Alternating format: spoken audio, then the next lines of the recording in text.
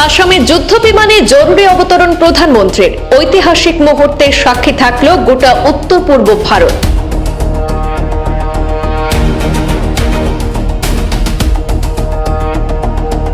ইতিহাস সৃষ্টি করে আকাশপথে আসামের রাজপথে অবতরণ করলেন প্রধানমন্ত্রী নরেন্দ্র মোদী। আসামের জরুরি অবতরণ ক্ষেত্র উদ্বোধন করলেন প্রধানমন্ত্রী। মরান থেকে শুরু হলো প্রতিরক্ষা শক্তির এক নতুন অধ্যায়।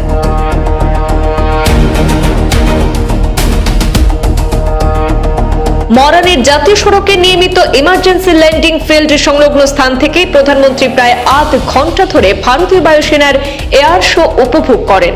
আজ শনিবার সকালে ভারতীয় বায়ুসেনার শক্তিশালী C-130 হারকিউলিস বিমানে করে তিনি এই অবতরণ ক্ষেত্রে অবতরণ করেন ভারতের প্রধানমন্ত্রী নরেন্দ্র মোদী।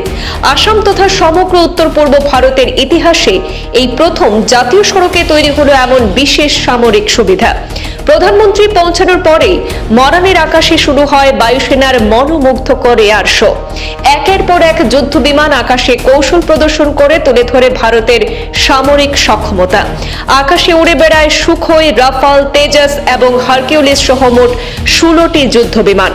জরুরি পরিস্থিতিতে ভারতীয় সেনা কিভাবে দ্রুত পদক্ষেপ নেবে তার এক বাস্তব চিত্র তুলে ধরা হয় সেই প্রদর্শনীতে। নতুন ভারতের প্রতিরক্ষা শক্তির উজ্জ্বল দৃষ্টান্ত হিসাবে এই আয়োজন বিশেষ তাৎপর্য বহন করে।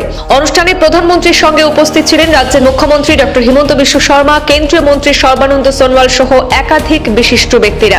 বিশেষজ্ঞদের মতে মরানের এই জরুরি অবতরণ ক্ষেত্র আসাম ও উত্তর পূর্ব ভারতের নিরাপত্তা ব্যবস্থাকে আরো শক্তিশালী করবে। পাশাপাশি প্রাকৃতিক দুর্যোগ বা অন্য কোনো জরুরি পরিস্থিতিতে বায়ুসেনার কার্যক্রম পরিচালনায় গুরুত্বপূর্ণ ভূমিকা নেবে এই ইমার্জেন্সি ল্যান্ডিং ফিল্ড।